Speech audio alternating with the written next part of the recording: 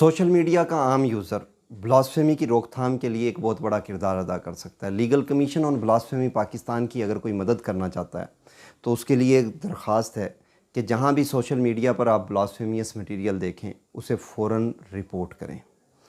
अगर वो ब्लास्फेमियस मटेरियल आप में हिम्मत है तो उसके प्रिंट लें और FIA के साइबर क्राइम के अंदर 15 साइबर क्राइम के थाने हैं, तो रेलिवेंट थाने के अंदर आप उसको रिपोर्ट करें।